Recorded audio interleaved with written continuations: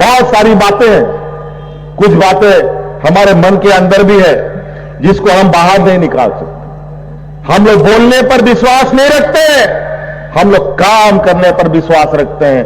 धरातल पर चीजों को उतारने के बाद लोगों के बीच में जाते हैं और उनसे बात करते हैं। आज हमारे पत्रकार मित्र लोग भी यहां बड़ा कैमरा लगा लगा करके खड़े हैं। जीवन भर, बुरा मत मानिएगा, झारखंड मुक्ति मोर्चा को आप लोगों ने कभी अपनाया नहीं। आप लोग अपने मालिक के पूरा वफादार हैं। बड़े बड़े अखबार चलाने वाले, टीवी चलाने वाले, भारतीय जनता पार्टी के ऑफिस के बाहर में घूमते हुए आपको नजर दिखेंगे उनके मालिक, तो गुणगान भी वैसा ही होता है। लेकिन आप पत्रकार भाइयों के लिए भी पिछला सरकार में भी हम ही ने आपको अधिकार दिया, इस बार भी सरकार में आने के बाद आपके बारे में हमने चिंताएं की। 5 साल में क्या किया? 5 साल में जिस तरीके से आपने उस गुरु सरकार को अब गुणगान किया है, आज उस सरकार का हश्र देखिए। यही हाल अभी यूपी में होने जा रहा है, चिंता मत कीजिए। अभी यूपी में जिस तरीके से भारतीय जनता पार्टी नाक से पानी पी रही है, आने वाला पूरा डुबकी लगा जाएगा, बता देते हैं। गलत फहमी मत रहिएगा। अगर किसी को इस बात का यह है कि हम बड़ा बड़ा अखबार में फोटो छपवा लेंगे, देश में राज करेंगे, दुनिया में राज करेंगे, थोड़ा देर हो सकता है, हमेशा के लिए नहीं। आज इसके लिए मैं किसी से यह नहीं कहता कि आप हमको थपथपाइए, आप हमको धन्यवाद दीजिए। हम लोग काम करने वाले लोग हैं, मेहनत कश लोग हैं, और 5 साल और बचा हुआ समय जितना दिन रहे है, हर दिन मैं इस चिंतन पे रहता हूं कि इस राज्य में और इस राज्य को कितना बेहतर किया जा सकता है। हालांकि कोई मेरे पास जादुई छड़ी नहीं है और दूसरे पार्टियों के जैसे बड़े बड़े विद्वान हमारे पास नहीं है, लेकिन जो भी है वो लोग इस राज्य के भावनाओं को भली भांति समझते हैं। यहां के गरीबों को, किसानों को, आदिवासी, दलित को, पिछड़ों को, उनकी समस्याओं को और समस्या का समाधान को करने की क्षमता रखते हैं।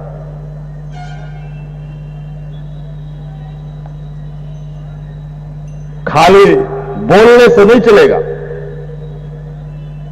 कि हवाई चप्पल वाले को हवाई जहाज में चढ़ाएंगे, लेकिन बेचारे हवाई चप्पल वाले कभी हवाई जहाज में तो चढ़े नहीं, लेकिन झारखंड के हवाई चप्पल वाले लोग को किस्मत जरूर था कि हवाई जहाज पर चढ़ गए। अब तो ये हवाई चप्पल वाले ट्रेन में भी चढ़ पाएंगे कि नहीं, इसका भी अब आने वाला समय सोचना पड़ेगा, क्योंकि सब ट्रेन अब दिख रहा है धीरे धीरे।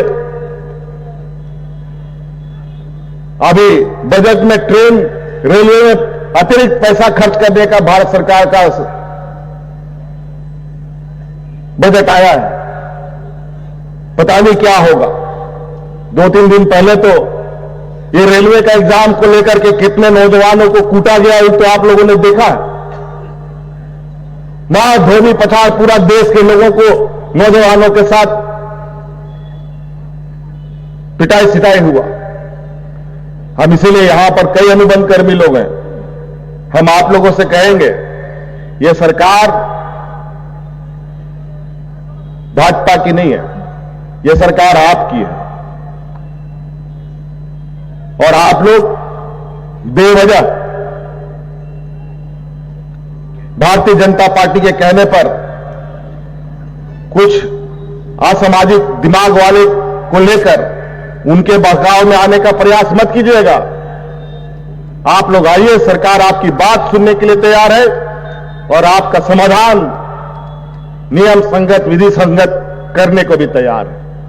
लेकिन उनके कहने पर अभी हाल फिलहाल में बेचारे सिपाही, क्या था, कौन सिपाही लोग था, सहायक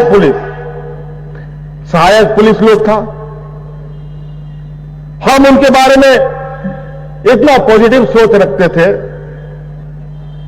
सोचे कि इनका भी कुछ समझ, बेकसूरों का कुछ तो समस्या निकालना पड़ेगा। और एक दिन पता नहीं क्या हो गया, अचानक इन सहायक पुलिसों को थलिया बटिया लेकर के, बाल बच्चा लेकर के मैदान में उतर करके धरना प्रदर्शन में चालू हो गया।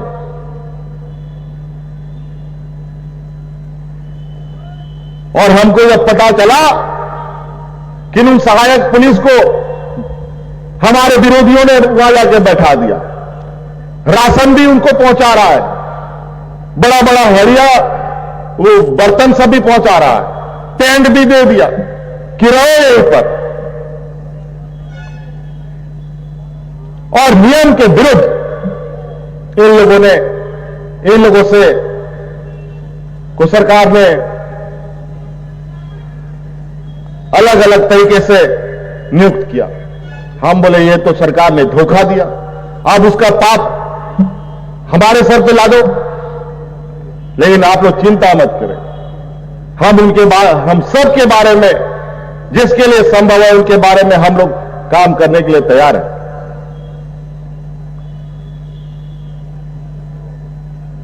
मुख्यमंत्री का घर घेरो, पथराव करो, ये करो वो करो, कोई फायदा नहीं है।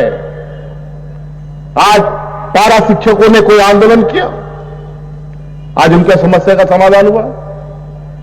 कई ऐसे लोगों का समाधान होने जा रहा है। सेविका, सहायिका, जल सहिया, आंगनबाड़ी, सभी लोगों के बारे में हमारी चिंता है।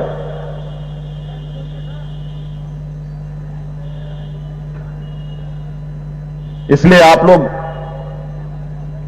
बिल्कुल, सरकार का दरवाजा आपके लिए खुला है। आप लोग आइए, अपनी बातों को रखिए और हर संभव